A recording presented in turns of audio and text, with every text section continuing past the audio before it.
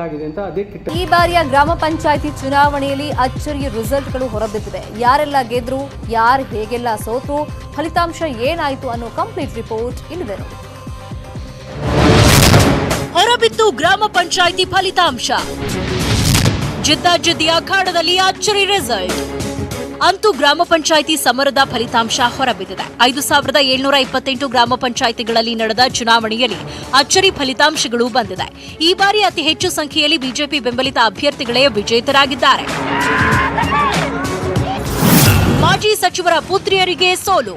ರಾಯಚೂರಿನ ಮರ್ಚಟಹಾಳ ಗ್ರಾಮ ಪಂಚಾಯಿತಿಯಲ್ಲಿ ಮಾಜಿ ಸಚಿವ ದಿವಂಗತ ಮುನಿಯಪ್ಪ ಮುದ್ದಪ್ಪ ಪುತ್ರಿಯರಾದ ಮೀನಾಕ್ಷಿ ಶಾರದಾ ಸ್ಪರ್ಧಿಸಿದ್ರು. ಆದರೆ ಮಾಜಿ ಸಚಿವರ ಪುತ್ರಿಯರಿಗೆ ಗ್ರಾಮ ಪಂಚಾಯಿತಿ ಚುನಾವಣೆ ಕೈ ಹಿಡಿದಿಲ್ಲ. ಮೈಸೂರಿನಲ್ಲಿ ಮಂಗಳಮುಖಿ ಗೆಲುವು. ಮೈಸೂರಿನ ಕೆಆರ್ ನಗರದ ಸಾಲಿಗ್ರಾಮ ಪಂಚಾಯಿತಿ ಚುನಾವಣೆಯಲ್ಲಿ 5 ಮತಗಳ ಅಂತರದಿಂದ ಮಂಗಳಮುಖಿ ದೇವಿಕಾ ಗೆದ್ದಿದ್ದಾರೆ.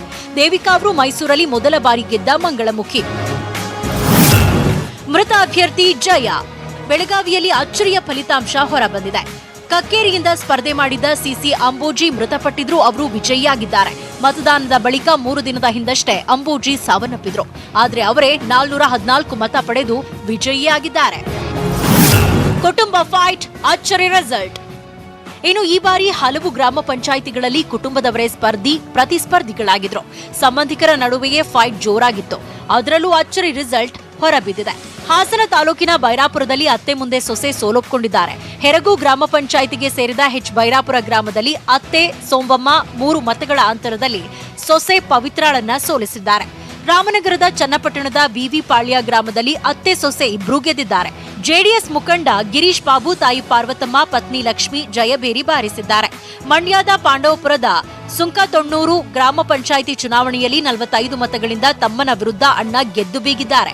ರೈತ ಸಂಘ ಹಾಗೂ ಕಾಂಗ್ರೆಸ್ ಬೆಂಬಲಿತ ಅಭ್ಯರ್ಥಿ ಅಣ್ಣ ನಾಗರಾಜು ಗೆದ್ದಿದ್ದಾರೆ. ಮಡಿಕೇರಿ ತಾಲೂಕು ಮೇಕೇರಿ ಗ್ರಾಮ ಪಂಚಾಯಿತಿಯಲ್ಲಿ ಅಕ್ಕರ ವಿರುದ್ಧ ತಂಗಿ ಭರ್ಜರಿ ಗೆಲುವು ಸಾಧಿಸಿದ್ದಾರೆ. ಹಾಗೆ ಯಾದಗಿರಿಯ ರಾಮಸಮುದ್ರದಲ್ಲಿ ತಮ್ಮ ತೋಟೇಂದ್ರ ವಿರುದ್ಧ ಅಣ್ಣ ಚಂದಪ್ಪ ಜಯ ಸಾಧಿಸಿದ್ದಾರೆ. ಕೈ ಹಿಡಿದ ಲಾಟರಿ. ಹೆಚ್ಚಿನ ಗ್ರಾಮ ಪಂಚಾಯಿತಿಗಳಲ್ಲಿ ಲಾಟರಿ ಅಭ್ಯರ್ಥಿಗಳ ಕೈ ಹಿಡಿದಿದೆ. ಸಮಫಲ ಸಾಧಿಸಿದ ಅಭ್ಯರ್ಥಿಗಳ ನಡುವೆ ಲಾಟರಿ ಎತ್ತಿ ವಿಜೇತರನ್ನಾಗಿ ಘೋಷಿಸಲಾಗಿದೆ. ಇನ್ನು ಬಾಗಲಕೋಟೆಯಲ್ಲಿ ತಾಯಿ ಮಗಳು ಇಬ್ಬರು ಗ್ರಾಮ ಪಂಚಾಯಿತಿ ಪ್ರವೇಶಿಸಿದ್ದಾರೆ. ಮಂಡ್ಯದಲ್ಲಿ ಮದ್ದೂರಿನ ಒಳಗೆರೆಹಳ್ಳಿಯಲ್ಲಿ ತಾಯಿ ವಿರುದ್ಧ ಮಗಳು ಗೆದ್ದಿದ್ದಾಳೆ. ತಾಯಿ ಮಮತಾ ವೆಂಕಟೇಶ್ ವಿರುದ್ಧ 4 ವೋಟ್ ಅಂತರದಲ್ಲಿ ಮಗಳು ನಾಗಮ್ಮ ವಿಜೇತರಾಗಿದ್ದಾರೆ. ನಾಗಮಂಗಲದ ಅಭ್ಯರ್ಥಿ ಒಬ್ಬರಿಗೆ 1 ವೋಟ್ ಬಿದ್ದಿಲ್ಲ.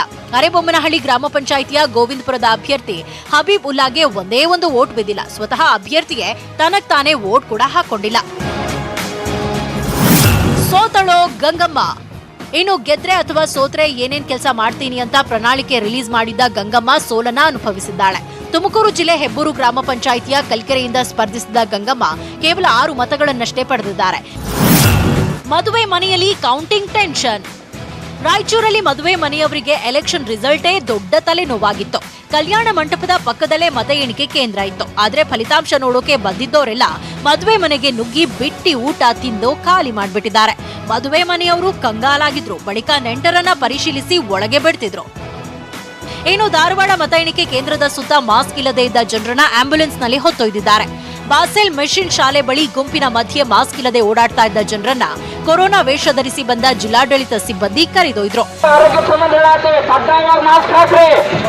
ಇಷ್ಟು ದಿನ ಕೋವಿಡ್ ಅಂದ್ರೆ ನಾನಿದ್ನಿ 14 ದಿನ ಓದಾಡ್ತಿದ್ರಿ. ಈಗ ನನ್ನ ಮಗಳು ಬಂದಾಳ, 2 ದಿನದಾಗ ಮ್ಯಾಲ ಕರ್ಕೊಂಡೋಗಿ ನೀವು ಹೆಣ್ಣಿನ ಮೇಲೆ ಹೋಗ.